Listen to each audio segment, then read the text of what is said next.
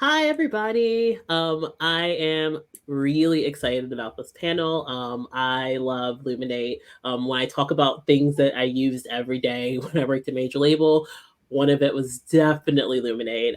I am thrilled to bring them back to Measure of Music because before I had Luminate as a sponsor, the number one request was, how can I get streaming data? How can I get streaming data? Well, you're in luck because Luminate has streaming data. They have a lot of it, and they're here to talk about it and talk about the insights that they get from this incredible platform that they have. So, without further ado, really excited to welcome back Luminate to Measure of Music. Scott, take it away. Thanks so much, Christine. And again, we're so happy to be here again with Measure of Music 2024. What we're going to do today is give a quick intro to Luminate to make sure that we can give everybody a sense of who we are and what are the type of things that we do to help the music and the broader entertainment ecosystem with data, insights, and intelligence. So I'll be speaking at the beginning and I'll be handing off quickly to Grant and Alex. Grant will be taking us through insights, which we'll talk a little bit more, is the information that we're deriving from audiences. And Alex will take you through some of what Christine just mentioned, some of our what you use the terminology music consumption. So capturing the streaming, the sales, the radio spins in the US and Canada, and other key listening metrics to be able to understand how people are discovering new music, how to discover new talent, how to measure and plan for marketing programs, and for our income tracking, understanding how to forecast and how to ultimately make sure artists, labels, and publishers are getting paid. I'm going to do a short intro on Luminate, the company. Our mission is to build the entertainment economy's most essential, accurate, and objective data and make it accessible to everyone.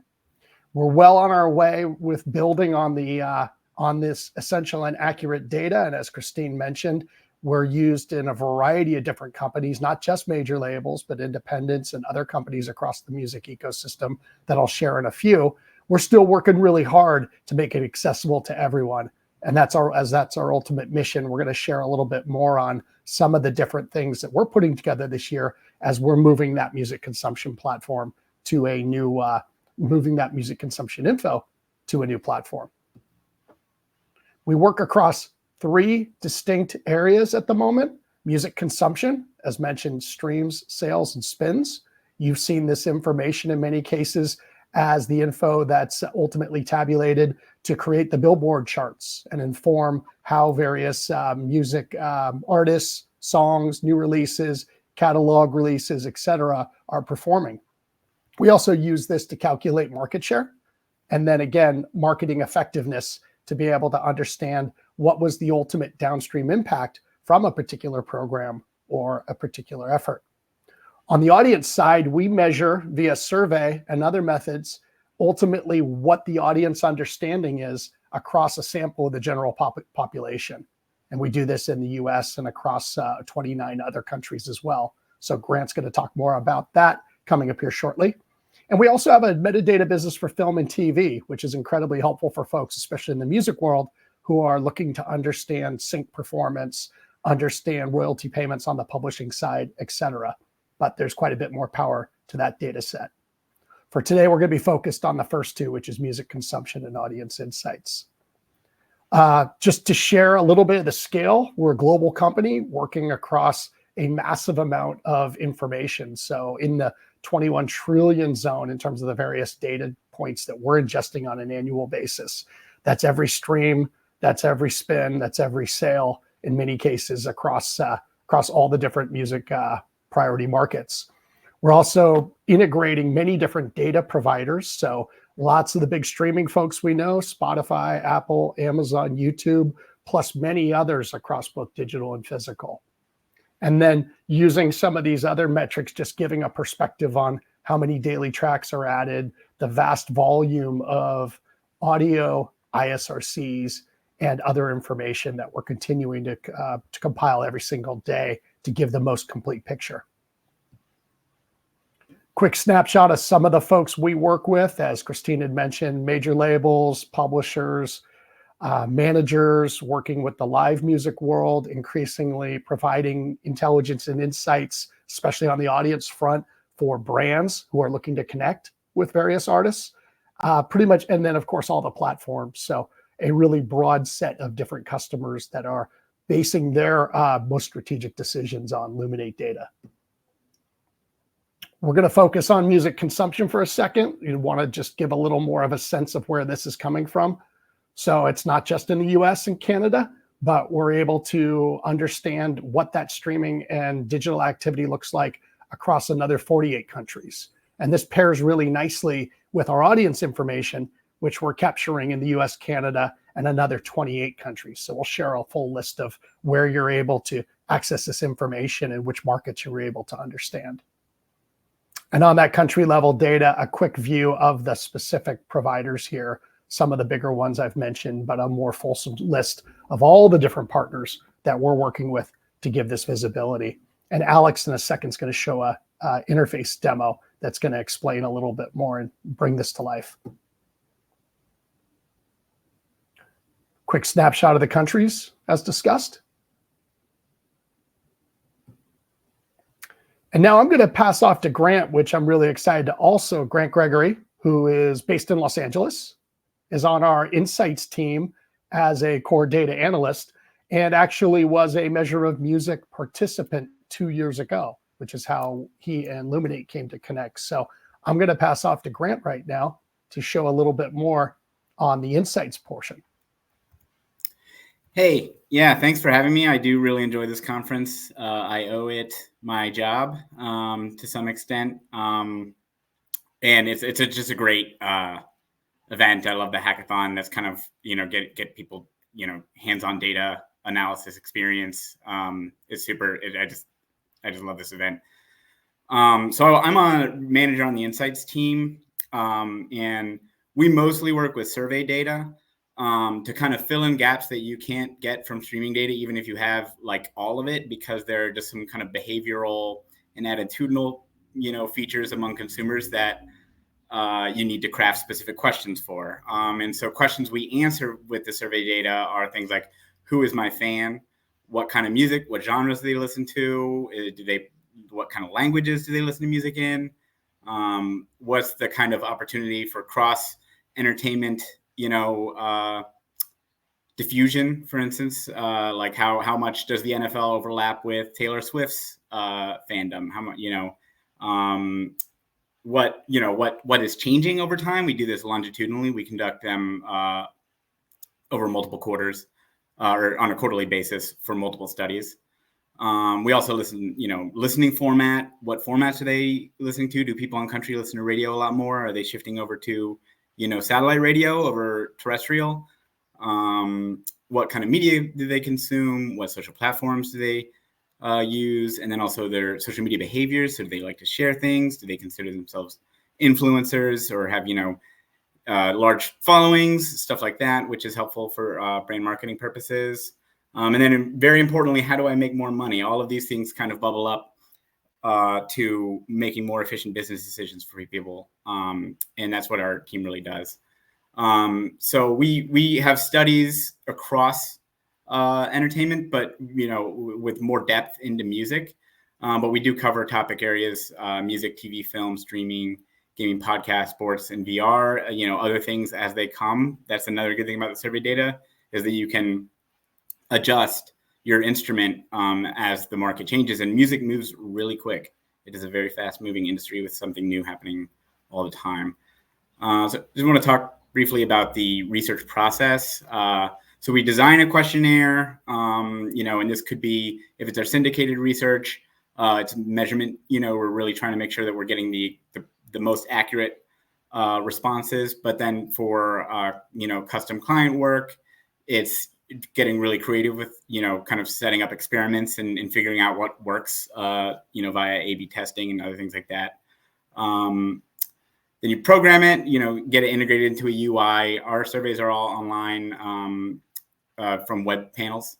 And then we, establish really strict quotas to ensure that we get a proportional representation of audiences across race, ethnicity, geography, age, gender identity and sexual orientation, all of that stuff. We, take extreme care to make sure that we have proportional representation, so that, again, the proportion of when we say that, 35% of the consumer base listens to hip hop on a monthly basis, we're pretty confident in those numbers, and they line up with what we see in the consumption data as well.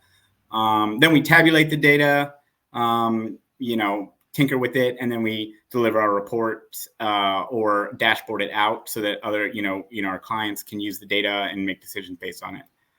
I kind of touched on this earlier, but we have 3 major studies. Each one is kind of like a lower or a different level of depth. We have the artist and genre tracker, which is a deep dive into artists specifically, their imagery, their behaviors among their fans. That's kind of can help inform brand partnerships. Music discovery, if you want to get an artist discovered on a different format, how do you do that? Merch purchasing, vinyl, stuff like that. There was the 360, which is a layer, broader than the artist and genre tracker, but we can get a lot more stuff in there that's like kind of attitudinal. So like, why do people like R&B? Why do people like country music? And we can get into language preferences in music, as that's how music is discovered from a global perspective. That's been increasingly important. Then obviously the DSP usage we have on the 360s as well, and we are adding more live stuff each day. But we do have some baseline live metrics as well.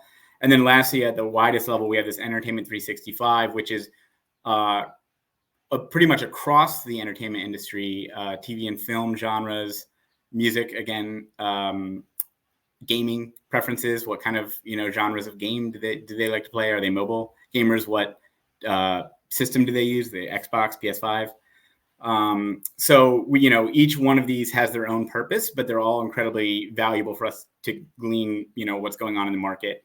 And so, we work with clients in various ways. The research, there's the kind of entry level is this self-serve dashboard, which I'll show you in a second, where, and this is very valuable for people who don't need an analyst all the time telling them, if, let's say you want to target a specific group, you can go to our dashboard and kind of apply filters and poke around there.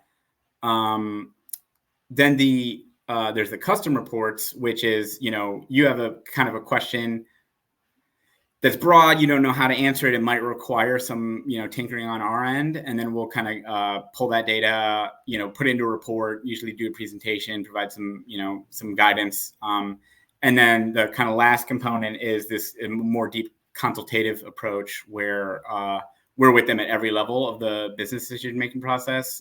They tell us they have a business problem. We work very closely with them to figure out a methodology that will work to solve that. Then we do the same thing. We go back, we put a report together, we present it to them, and then we'd be involved in the ongoing strategic implementation of those findings as well. So if they have a question in a month about an ad campaign they're doing, they want to run it by us as well. So here are some specific answers that we've pulled out of our research. So I mentioned earlier, we have in the US 360, we have language preferences, and we do the 360 on a global markets. It varies from year to year, but we do have quite a bit of coverage around the world. But in this context, it's like, okay, so how do you reach consumers who are multilingual? And this could be this isn't just Spanish language. This is anyone who listens to music in Korean or French or Japanese. You can reach them more efficiently through movie soundtracks, where discovery is higher, TV shows, video games, and then there's also these kind of platforms these numbers aren't too surprising. That Discord, Reddit, and WhatsApp have a lot of multilingual listeners using them, more than twice as many as the general population. So this is the kind of stuff that we can answer. And here's a little bit more super fans. Everyone likes talking about super fans. One of the things we track in the US 360 is expenditures, and here we're saying super fans spend 70% more money than Gen Pop. They spend especially large amounts on merch, and spend slightly more than they already overspend on physical. And then we broke out Gen Z here too, because everyone wants to target Gen Z. Seems like the biggest audience. They spend about half as much on music, which is really impressive given their disposable incomes. Before I pass it over or back, I just wanted to run through real quick what these dashboards look like. So for instance, here I have reggaeton as on a filter, and you can see that 48% of reggaeton listeners are of Hispanic ethnic ancestry. So, and you pull that off, it's 20. So it's an incredibly high over index. And I don't think that's necessarily too surprising, but something like R&B too. You can say, okay, well, that's a little bit more close to Gen Pop, but it's a quarter are Black and African American, which is about twice the rate of Gen Pop there. And then, I mean, if you just wanted to, just as an example, you could do reggaeton and R&B listeners, 23%, Hispanic and Latino, and still about a quarter are Black, African American or Black. And then you can look at the age thing. So I just wanted to share this as a example of some of our insights, the dashboard that we use both internally and for clients. So. Okay, thanks, Grant. I'm just going to steal the screen for a second, and I'm going to take you guys through our next generation platform, our knowledge base, as well as our next generation API. So you guys are seeing the homepage of our next generation platform right now. And now you're seeing a dynamic list of artists, songs, albums, and singles and EPs. This is based off of on-demand audio streams, but if we toggle between a different location, so if we go to Argentina, you'll be able to see that this dynamic list changes. I'm going to go back into the US view and go into Taylor Swift's artist dashboard to give you guys a preview of what this looks like. So you could see here that Taylor Swift's artist dashboard has metadata, including artist type, genre, country of origin, language, and if this artist is part of a band or a group, then that will show up here as well. If we go into more details, you'll be able to grab Taylor Swift's Luminate ID, which if you're going to be part of the hackathon, you might need. So just keep that in mind. And then as well, you'll be able to see some of Taylor Swift's KPIs, including her streams, her song sales, and her product sales. One thing to point out is that you can break this out into different views. So for example, as of now, we're looking, this is based out of a commercial model. So we're looking at ad-supported versus premium streams. You can look at this from a content type, meaning audio versus video. And you can look at this from a service type as well, meaning on-demand versus programmed. I forgot to mention that all of these streams are based out of the time frame that you select. So you can either look at this week's time period or last week, or if you wanted to create a customizable time period, such as year to date or a specific quarter, then you have the ability to do that as well.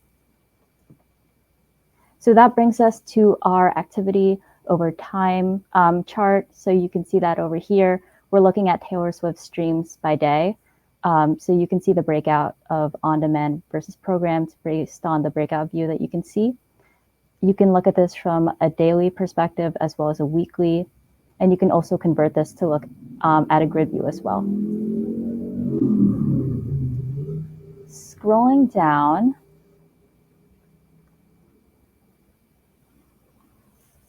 just give this a second, but you're also going to be able to see activity by location. So you're going to be able to see the DMA markets that are contributing the most to Taylor Swift streams. So you could see here that it's New York, but if you want to see a ranking, you can just drill down. You can also select the market here in order to compare. In the map section over here, you could also hover over markets or zoom in. And if I toggle over this markets option, you can look at each of the different countries that we have and see how they're contributing to Taylor Swift streams as well. Finally, here we have the discography section. So you can see a list of songs that are under Taylor Swift's portfolio, as well as singles and EPs. Here we have a pie chart, which will show you the top 5 songs that are contributing to Taylor Swift streams during that time period. And then finally, I'm going to switch off to the knowledge base. So basically, if you have any questions about our next generation platform or any of the metrics, this is kind of your go-to source. I obviously didn't cover everything about our next generation platform, but if you go into music, getting started, and the quick start guide, this will take you to videos that you can watch, going more into depth. And our support team created this to basically give you guys an overview of what else to expect within our platform. Something else that you will be able to see is we have a section here for music API. So this will have all of the articles related to our next generation API, including what is our API, how would you be able to make a next gen API call, and some of the parameters. One thing that I'll note as well is that with our API, you're able to pull data for up to 48 countries. So some of the country codes are here. I would keep that in mind. And now I'm going to go over what is our next gen API. So our next gen API enables programmatic access to sales, streams, and airplay data across the world. So with this, you'll be able to get weekly and daily consumption data for ISRCs, songs, barcodes, and albums. You'll also be able to get that metadata that I was just showing in the artist dashboard, including artist title, core genre, label, and release date. And you'll be able to pull data for 50 countries, as well as a worldwide data set. So I'm going to take you guys through our interactive dashboard, our interactive documentation as of now. So this is the API site. You could see here that we have 5 endpoints as well as an authentication endpoint. So we have a musical recordings endpoint, and this will basically allow you to pull streaming data for ISRCs. Songs and artists are self-explanatory, and then the musical release groups will allow you to pull data for album level data, and then musical products will allow you to pull data on a barcode level. I'm going to show you guys how to authenticate. So if you go to the top right and hit authorize, you're just going to put in your API key header here, and then I'm going to close out of that. And then we're going to go into the authentication endpoint, and we're going to hit try it out. Okay, you're going to have to submit your API key here again, and then I'm going to type in my username and my password.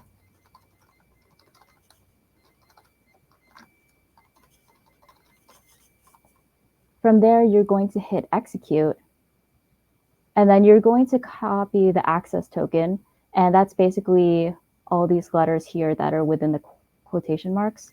So I'm going to copy that, go back into the authorize key, and then paste your access token. And then from there, you're fully authenticated. You won't have to do that for another 24 hours. I'm going to take you through an example of one of our endpoints. So I'm going to take you guys through our musical recordings endpoint. So this allows you to basically play around with our tool without having to create any code in the beginning. Hey, Alex, real quick, just wanted to remind everybody that we'll park on a slide that has the links to the APIs. So for folks that want to access them. And then likewise, we will also have the links for the documentation, correct? Yes. Fantastic. Yeah. Okay, so I'm going to take you through all the parameters. So the first thing that they require is either a Luminate ID, which you can get through our next generation platform, or just an ISRC. So I'm just going to copy one here. From there, they ask you for an ID type. So that can be either a Luminate ID or an ISRC. And then from here, I'm going to show you both how to pull daily data as well as weekly data. So just to start off, I'm going to start with daily data. And in order to do that, you need to pull it according to this standard, meaning that you would need to pull the year first, the month, and then the date. And then the same thing for the end date as well. So I'm just going to pull the year, the month, and the day. So here you can see I'm just pulling 10 days worth of data. Since we're going to pull daily data first, we're not going to have to use this chart week option, but I'll show you how to use that later. And then for location, it's going to be a 2-letter code. So if you're pulling data for the US, your location would just be the US. But we have a list of all of the locations within our knowledge base. For the sake of this exercise, I'm just going to pull everything from metadata level. So this will allow you to pull data for Billboard genres, Luminate genres, release dates, durations, and more. And then for external IDs, this will allow you to pull all of the IDs for different DSPs, such as Spotify or Apple. So I'm going to add that in as well. And then for relationships, I'm going to hit all. This will allow you to pull all of the songs or the musical products that are affiliated with this ISRC. For metrics, I'm going to select everything as well. And then for breakouts, I'm going to select everything as well. So basically what the breakouts will allow you to do is be able to get a breakout of commercial model data, meaning ad-supported versus premium, service type, which is on-demand versus programmed, and content type, which is audio versus video. And then finally, there's the aggregate interval. So what this allows you to do is if you select total, what will show up is an aggregate of those 10 days that you selected. If you select day, you'll see a day by day of each of the days that you selected. And then if you select a week option, then it will show an aggregate of the first 7 days. Basically, it'll give you a rolling sum of 7 days. So in this case, I'm just going to select total, and then I'm going to select execute.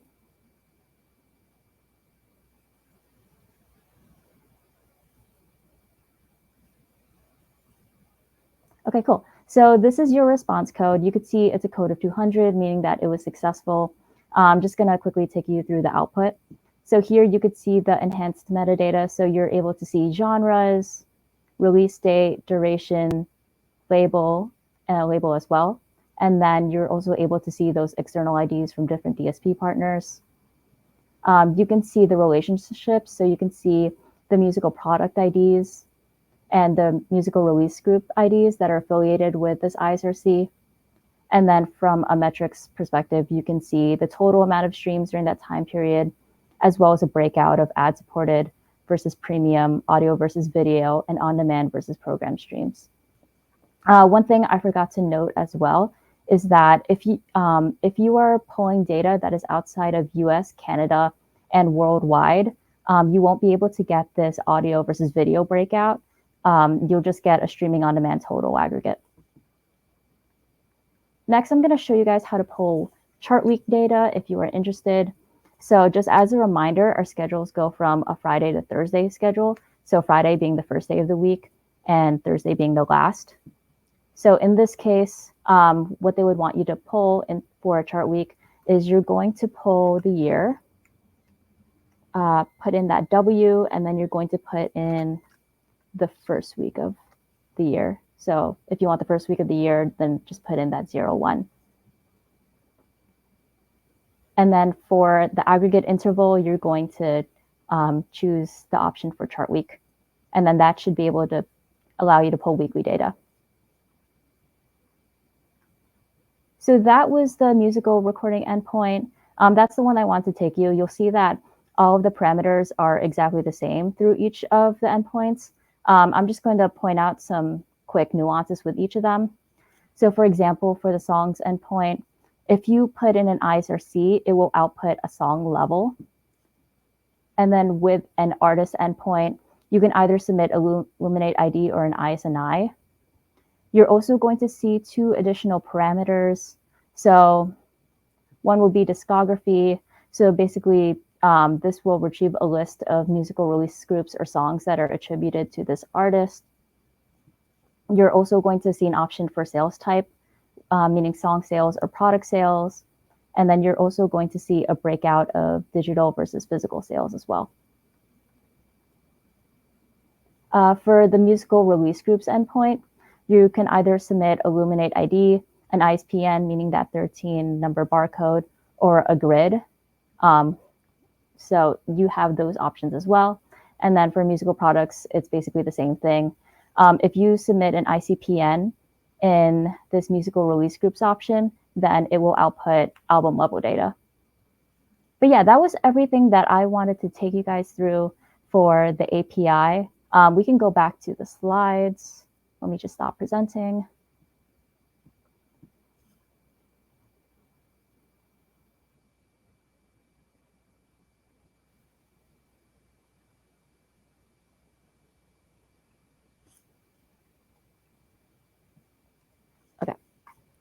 me share my screen.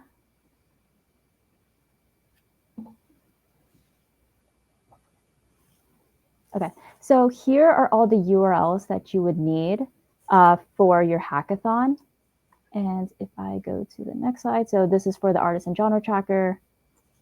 We'll actually, there's 2 sets of URLs. We're really excited this year to more than triple the amount of data that we're making available to everybody.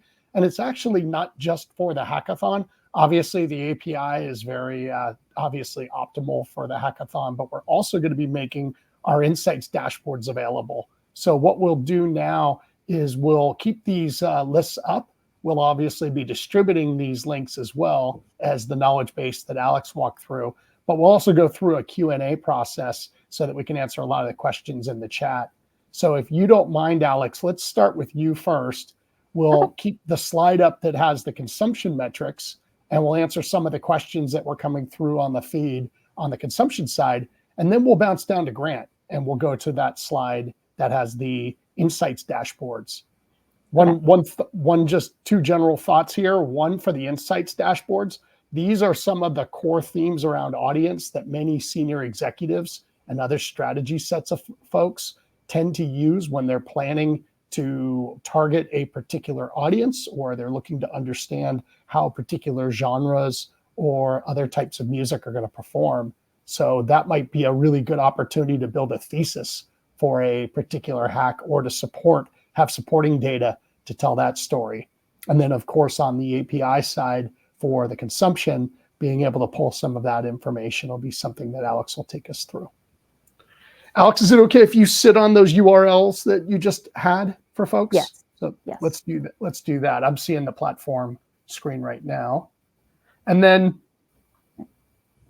I'm going to try to read you some questions. Let's try that. And then at the same time, if it's a little bit harder, we can go straight away. So starting with consumption, I think there's a couple different questions around what makes up the different metrics. If it's just streaming, I can answer that one. And there was a question that also added to that in terms of physical. So at the moment, Luminate is collecting physical sales basically on a one sale per, or a sale to sale basis across a bunch of different channels. So one channel is big box retailers like Target, Walmart. Another channel is independent retailers like the various Newbury Comics stores in the Northeast, and other big and small independent retailers alike, throughout all sorts of different ways, Amazon, internet mail order, etc.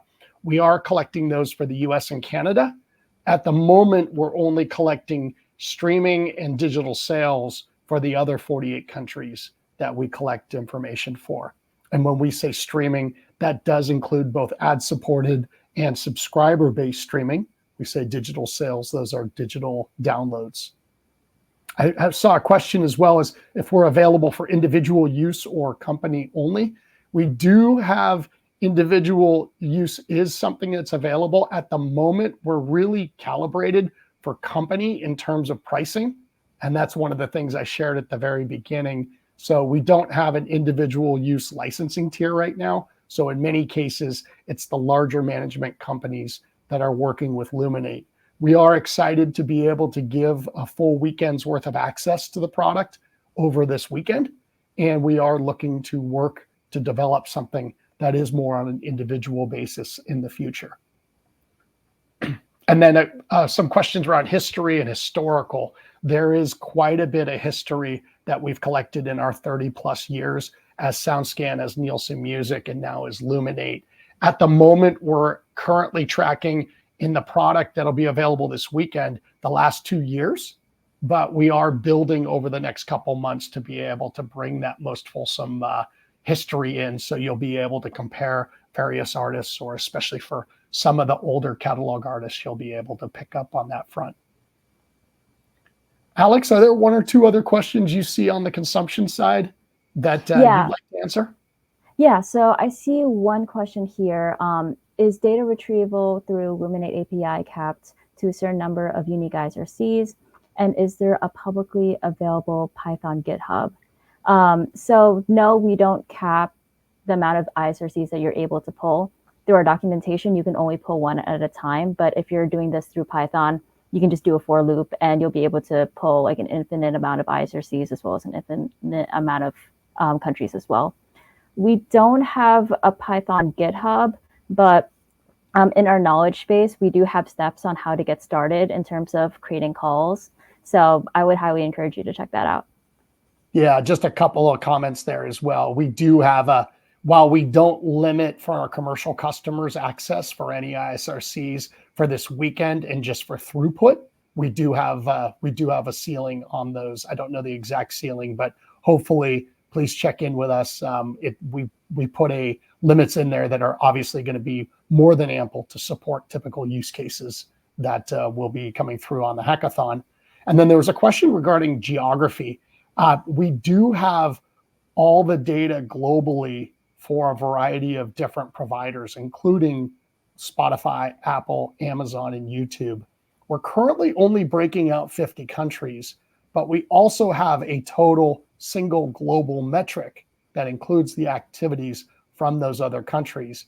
And later on this year, we are looking to build out additional breakout, especially for areas like Central Africa and other countries that were not included with the original 50.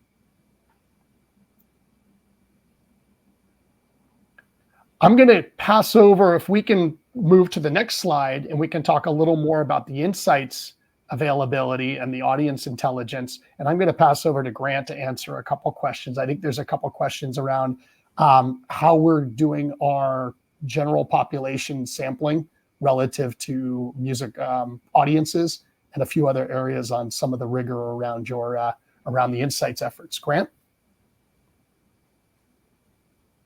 I think you might be on mute. Yeah. There you go. So we collect, study, I mean, all of our, it's internet users, which we have to account for when we're looking at a market. And, we qualify to clients, and this is pretty standard in market research, to use web-based panels. If you're in a market where there's lower internet penetration, we might explore some additional sampling methods, such as, sometimes door-to-door mail, live dialing and stuff like that. Those are sometimes warranted in certain markets, but for the most part, it's online web panels. And what we want to do is get the closest thing to the general population as possible, and then ask the questions, and they filter them down from there. So we want to start with what is a representative sample of the overall internet using population in that market. And then when we say we want to look at live, concert goers who listen to R&B, we have a series of questions that then filter them down. But at the end of the day, the surveys are among the general population. Now, if we're working with a client or there's some specific use case, we could use a client's email list to, maybe talk to people who have bought something in the past, or we could use some industry email lists too, if we wanted to do like a survey among, Media does one about music industry professionals. And so that's kind of the stuff we can kind of scope the audience depending on the challenge. A lot of clients also don't really care that much about the 65 plus population, because just there's a technological component to that. So sometimes we cut the sample at 55 or 65, just to kind of focus our insights. And one thing that's unique to music that I don't see in other market research sectors is sampling among 14 to 17-year-olds, which is very legally challenging in lots of places because of data privacy laws for children. Which are good, but that's an added component or challenge in conducting research in music, because teens really do drive a lot of trends. And then I saw there was another question. Actually, I'm gonna since we only have a couple of minutes, I'm gonna ask for a minute each for each of you to tell a little bit of your personal story. So I know, Grant, as somebody who came to us from Measure of Music 2 years ago, I know there are a couple of questions in the feed around what you were doing prior and how you came into Luminate. And then I'll ask Alex to share a little bit about her data analyst and Sony on-site experience as well. So let's start with Grant. Cool. So I had spent about 6 years after school working as a political pollster, which is still very analytics and research driven. So I worked as an establishment consultant, and then I wanted to switch over to the music industry because I'm a bedroom music producer and music is a passion of mine. And I spent a while researching And then actually, you know, as I mentioned earlier, this conference is what ultimately introduced me to Scott, who then, you know, after going through the process, I got a job. So I did have quite a bit of data experience, data analysis, applied data analysis experience, and survey writing, and all the other kind of weird nuances that come with research prior to coming to Luminate. But there was still a lot for me to ingest in terms of the music industry is a totally different industry than, you know, the electorate or voters. And so there was a whole lot of information that I had to, and like I said, it moves really fast compared to other sectors or other, you know, public opinion research. So that's kind of my story. Yeah, well said. Grant's done some really cool stuff, most recently with in the live music sector, understanding streaming patterns and how it shapes touring, and ultimately steering things like what days to put a show on, what size rooms, what ticket pricing could be, et cetera. So some really cool in-depth analysis. I'm going to go over to Alex as well. Alex, do you want to just share a minute about your journey as a data analyst and some of the work you do today? Yeah, so I started when I graduated out of college. I was working 3 years at a CPG company where they were housing data for different food and beverage products. I loved what I did, but I wanted to be more in the music industry. So it kind of worked out. My manager and we came from the same college and went and used to work at the same company. So it kind of worked out in that way. But anyways, right now I am a customer success associate at Luminate. So part of my day-to-day responsibility is managing the relationship with Sony Music. So I'm based out of New York City. I sit in their office twice a week, and just being able to help them with any data questions that they have, being able to meet with the folks there. Sometimes they don't have awareness to some of the Luminate products that we have to offer. So just seeing their eyes open wide and seeing their excitement about what kind of the offerings that we do have is super exciting. In addition to the work that Alex does as a dedicated resource to one of our major label customers, she's also participated in what we posted as our Tuesday takeaway, one big metric or insight that we share. I posted a link to the newsletter. Anybody here is more than welcome to follow that. And you can see not just Alex, but other team members, some of the big questions they're interested in terms of what's happening out there in the music world and how we can use our data to ultimately inform that decision-making. How did we do, Christine? Did we land the plane right on time? About 5 minutes late, but that's okay. You guys have a lot to show. Like I mentioned, everyone, I love Luminate platform. There is so much in there. You can play around there forever. Like Scott mentioned, the rest of the team mentioned, all the participants have full access to everything over the weekend, which is super exciting, including some really cool dashboards. So I'm really excited to see what everyone puts together on their projects. And I am, like I said, thrilled to have Luminate back again. And personally, thank you so much, you all. Because I know it's not an easy feat to get everything together for this. So thank you again, you guys, and have a great rest of your day since most of you guys are in America. So have a great day. And I can't wait for you guys to see what everyone does later. Thanks. Likewise. Thanks, everybody. Thanks, Christine. Thanks, everyone. Take care, all.